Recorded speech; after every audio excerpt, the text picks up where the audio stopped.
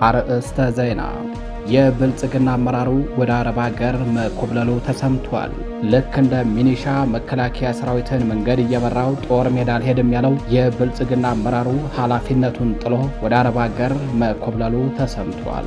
ብልጽግና ብረት ያሸከመው ሰራዊቱ ብቻ ሳይሆን በየዞኑና በየወረዳው እንዲሁም በየቀበሌው የሚገኘው ካድሬው ልክ እንደ ተልባ ስፍር ሸርተት ብሎበታል። ካድሬው የማይጨበጥ ተስፋ የማይዳሰስ ለውጥ በሌለበት ህዝብን በባዶ ድስኩር እስከ ዛሬ ያደነቆርነው ያሰለቸነው ይበቃናል በሚል ጥግ ጥጉን እየያዘ ነው። መረጃውን በዝርዝር አሰናድተነዋል፣ የምትሰሙት ይሆናል። በሌላኛው መረጃችን በጉና ቀጠና በሁለት የተለያዩ ግንባሮች ላይ በተፈጸመ ደፈጣ ጥቃት ከ17 በላይ የሚሆኑ የአገዛዙ ወታደሮች ሞትና ቁስለኛ መደረጋቸው ታወቀ። በተመሳሳይ ከአዲስ አበባ በ180 ኪሎ ሜትር ርቀት ላይ በምትገኘው ደብረሲና ከተማ ውስጥ በተደረገ ውጊያ አገዛዙ ኤሊት ፎርስ ሲል የሚጠራቸው በርካታ ሕፃን ደፋሪ ንብረት አውዳሚ የአየር ወለድ ኮማንዶዎች መገደላቸው ተሰምቷል። በአሁን ሰዓት በከተማዋ አገዛዙም በየጥሻው ሙትና ቁስለኞቹን እየለቀመ የሚቀበረውን እየቀበረ ወደ ሆስፒታል የሚወሰዱ ቁስለኞችን ደግሞ በአምቡላንስ እያመላለሰ ይገኛል። መረጃውን በዝርዝር ታደምጡታላችሁ። በሌላኛው መረጃችን ፍትህ ሚኒስተሯ በማንነቱና በፖለቲካ አቋሙ ብቻ ፍርድ ቤት ያቆምነው ሰው የለም ስትል በአማራ ሕዝብ ላይ ዳግም ተሳለቀችም። በአማራ ክልል ካለው የጸጥታ ችግር ጋር በተያያዘም የሽብር ክስ የተመሰረተባቸው ግለሰቦች የፍርድ ሂደታቸው መጓተት በፓርላማ ጥያቄ አስነስተዋል። ይህንን በሚመለከት የፍትህ ሚኒስተሯ በማንነቱ ያሰርነው ሰው የለም፣ ወደ ፍርድ ቤት ያቆምነው የለም ስትልም ተሳልቃለች። ባልና ሚስት ከአንድ ባህር ይቀዳል እንዲሉ የፍትህ ሚኒስተሯ ሀና አርያ ስላሴ ባለቤት የሆነው ጌዲዮን ጢሞቴዎስ ደግሞ አገዛዙ በአማራ ክልል በድሮንና በሌሎች መሳሪያዎች ታግዘው የሚፈጽመውን የዘር ጭፍጨፋ ለመሸፈን ሐሰተኛ ሎቢስቶችን ቀጥሮ አሰማርቷል። መረጃውን በዝርዝር አጠናቅረነዋል፣ ታደምጡታላችሁ። ሰላም ጤና ይስጥልኝ። የተከበራችሁ የመረብ ሚዲያ ቤተሰቦች እንደምን ዋላችሁ፣ እንደምን አመሻችሁ። ከመረብ ሚዲያ የዛሬ ታህሳስ 23 2018 ዓ.ም የምሽት መረጃዎችን አጠናቅረን ይዘን ቀርበናል። መረጃዎቻችን ለብዙዎች ተደራሽ እንዲሆኑ ቻናሉን ላይክ፣ ሰብስክራይብ እንዲሁም ሼር ማድረጋችሁን እንዳዘነጉ አብራችሁን ቆዩ።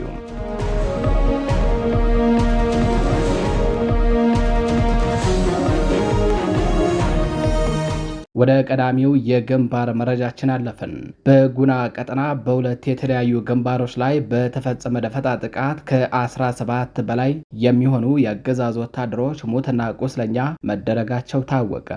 በተፈጸመበት ደፈጣ ጥቃት ከባድ የሆነ የሰብአዊና ቁሳዊ ኪሳራ የደረሰበት የአገዛዙ ኃይል የተደመሰሱ ወታደሮችን አስከሬን ሳያነሳ በመፈርጠጡ የአካባቢው ማህበረሰብ ዛሬ እስከ እኩለ ቀን ድረስ በህብረት ወጥቶ ስርዓተ ቀብራቸውን መፈጸሙን መረብ ሚዲያ የአካባቢው ነዋሪዎችንና የፋኖ አባላቱን በማነጋገር ለማረጋገጥ ችሏል። በአፋር ጎንደር ጠቅላይ ግዛት እዝ አስቻለው ደሴ ኮር መይሰው ጋፋት ክፍለ ጦር ስር የሚገኙት የደጀን ብርጌድ አባላት ትላንት ታህሳስ 22 2018 ዓ.ም አመሻሹን በተራራማው ጉና ቀጠና በሁለት የተለያዩ ግንባሮች ላይ የተሳካ የደፈጣ ኦፕሬሽን ማካሄዳቸውን መረብ ሚዲያም እዙ ካወጣው መረጃ ተመልክቷል።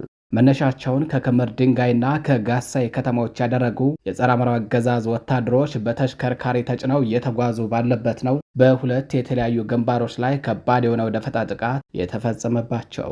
በደፈጣ ጥቃቱ 7 ወታደሮች ወዲያውኑ ሲገደሉ ከ10 በላይ የሚሆኑት ደግሞ ቁስለኛ መደረጋቸውን መረብ ሚዲያም ከእዙ ህዝብ ግንኙነት መምሪያ ለማረጋገጥ ችሏል።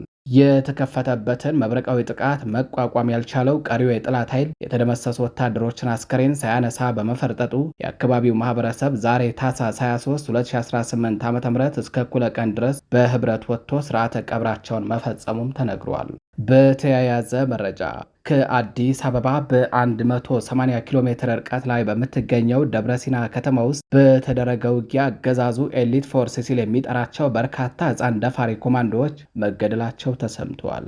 አገዛዙ በከተማው የተገደሉ የአየር ወለድ ኮማንዶ አባላት አስከሬንን በዚህ ምሽት እየለቀመ እየቀበረ ይገኛል። ወደ ሆስፒታል የሚሄዱ ቁስለኞችንም ወደ ሆስፒታል በአምቡላንስ እያመላለሰ ይገኛል። በከተማዋ ቦርቸሌ ተብሎ በሚጠራው አካባቢ የሚገኘው ትልቁ የአየር ወለድ ኮማንዶ ካምፕ የተሰበረ ሲሆን የፋኖ አባላቱ ከምሽግ ምሽግ እየተወረወሩ ባለምጡቅ የውጊያ ጥበብ አእምሮ ባለቤቶች ሲል አገዛዙ የሚያሞካሻቸው ሕፃን ደፋሪ ሀብት ንብረት አውዳሚ ጸረ አማራ ኮማንዶዎችን በአፈሙዝ አለንጋ ሲገርፏቸው ውለዋል።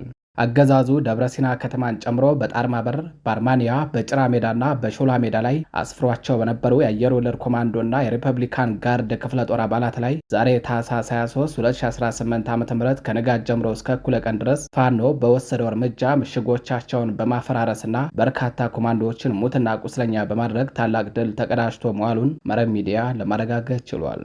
የጥላት ብልጽግና ቡድን በቀጠናው ከወደ ፋኖ በተሰነዘረበት ጥቃት ከባድ ጉዳት ለደረሰባቸው የአየር ወለድ ኮማንዶ ክፍለ ጦሮችና ለሪፐብሊካን ጋርድ አባላት እገዛ እንዲያደርጉ ኤሊት ፎርስ ብሎ የሚጠራቸውን በአየር ወለድ ኮማንዶ መምሪያ የ105ኛ ክፍለ ጦር አባላትን ያሰማራ ቢሆንም ነገር ግን ሙትና ቁስለኛቸውን ከመሰብሰብ የዘለለ ሚና ሳይኖራቸው ውጊያው በፋኖ ድል አድራጊነት ተቋጭቶ ውሏል።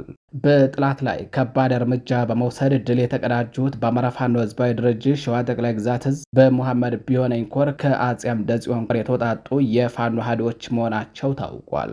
ወደ ሌላኛው መረጃችን አለፍን። የብልጽግና አመራሩ ወደ አረብ ሀገር ኮበለለም። ልክ እንደ ሚሊሻ መከላከያ ሰራዊትን መንገድ እየመራው አልሄድም ያለው የብልጽግና አመራር ኃላፊነቱን ጥሎ ወደ አረብ ሀገር መኮብለሉን ጣቢያችን መረብ ሚዲያ ለማረጋገጥ ችሏል።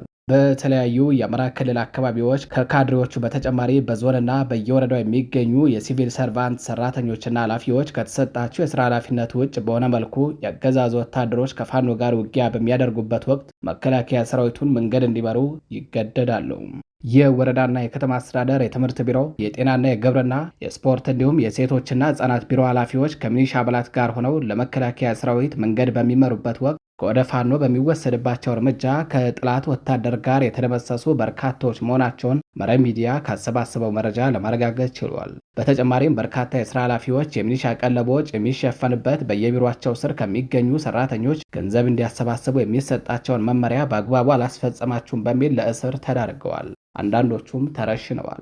የብልጽግናን ዕድሜ ለማራዘም ስንል ከስራ ድርሻችን ውጭ ለአገዛዙ ወታደሮች መንገድ አንመራም ወይንም ለሚሊሻ ቀለብ መግዣ ሰራተኛውን ገንዘብ አምጡ እያልን አንበዘብዝም ያሉ በርካታ የስራ ኃላፊዎች ኃላፊነታቸውን ለቀው አካባቢውን ጥለው እየጠፉ ናቸው።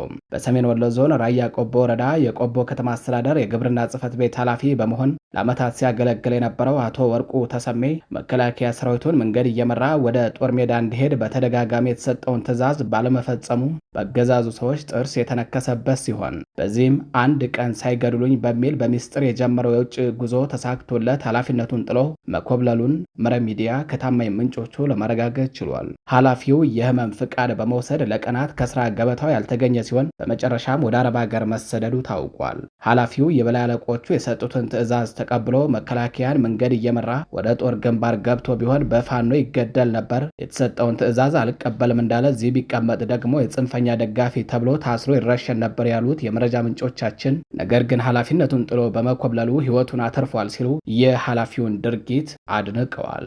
ብልጽግና ብረት ያሸከመው ሰራዊቱ ብቻ ሳይሆን በየዞኑና በየወረዳው እንዲሁም በየቀበሌው የሚገኘው ካድሬው ልክ እንደ ተልባ ስፍር ሸርተት ብሎበታል። ካድሬው የማይጨበት ተስፋ፣ የማይዳሰስ ለውጥ በሌለበት ህዝብን በባዶ ድስኩር እስከዛሬ ያሰለቸነው ይበቃናል ብሎ ጥግ ጥጉን መያዝ ጀምሯል።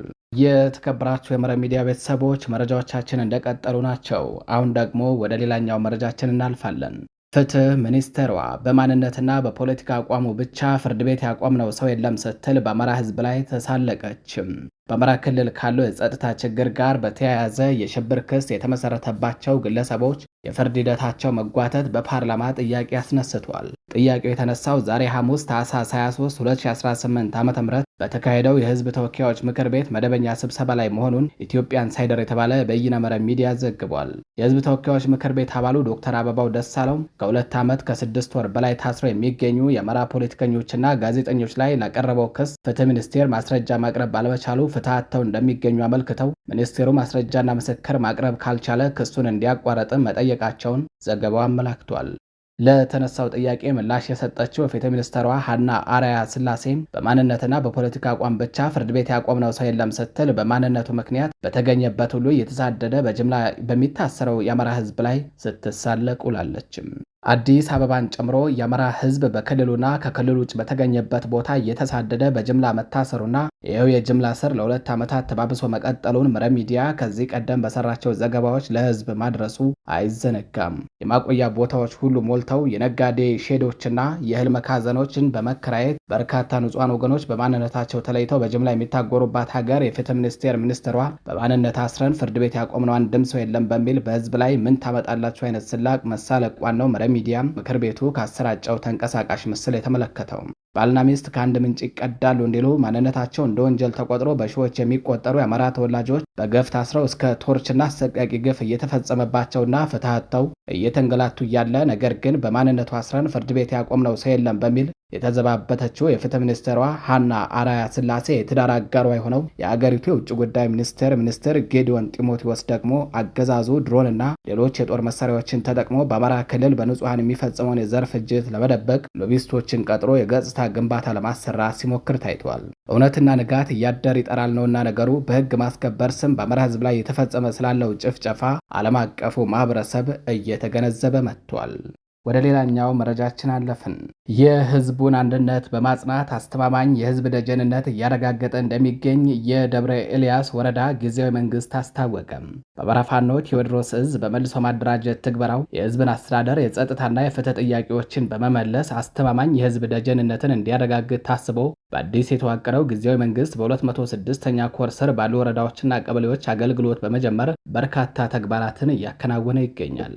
በ206ኛ ኮር 14ኛ ክፍለ ጦር ስር የሚገኘው የደብረ ኤልያስ ወረዳ ጊዜያዊ መንግስት ከጥላት ነጻ በወጡ ሁሉም ቀበሌዎች የአስተዳደር መዋቅር በመዘርጋት የፍትህና ህግ አገልግሎት፣ ጸጥታ፣ የልማትና የመልካም አስተዳደር ስራዎችን በማከናወን ከህዝቡ የሚነሱ ጥያቄዎችን በፍጥነት ምላሽ በመስጠት አመርቂ ለውጥ እያስመዘገበ መሆኑን የወረዳው ጊዜያዊ መንግስት ገልጿል። የህዝብን አስተማማኝ ደጀንነት በማረጋገጥ ሰፊ ስራዎችን እያከናወነ የሚገኘው ጊዜያዊ መንግስቱ የግል ታጣቂዎችን በማደራጀት የአካባቢያቸውን ሰላም በማረጋገጥ እንደቻሉ በማውሳት የሚሰጣቸውን ማንኛውም ድርጅታዊ ግዳጅ ከመደበኛ ሰራዊቱ ጎን ለጎን ተሰልፈው እንደሚወጡ አረጋግጠዋል። በመልሶ ማደራጀት ትግበራው ባንዳዎችን በማጽዳት የሰራዊቱን የህዝቡንና የትግሉን ደህንነት በማስጠበቅ የጠላትን ረጅም እጅ እየቆረጠ በሚገኘው የ206ኛ ኮር የደብረ ኤልያስ ወረዳ ጊዜያዊ መንግስት አመራሮች በህግና ስነ ስርዓት እንዲሁም በጊዜያዊ መንግስት መመሪያዎች ላይ ከ14ኛ ክፍለ ጦር አመራሮች ጋር በመተባበር ስልጠና ሰጥተዋል። የድርጅቱን ህግና ደንብ ጨምሮ በተለያዩ ዘርፎች የጸደቁ መመሪያዎች ላይ ስልጠና የተሰጣቸው ወረዳ ጊዜያዊ መንግስት አመራሮች ህዝቡን በማስተዳደር የድርጅታችን ህግና ደንብ ለማስፈጸም በቂ ግንዛቤ ማግኘታቸውንም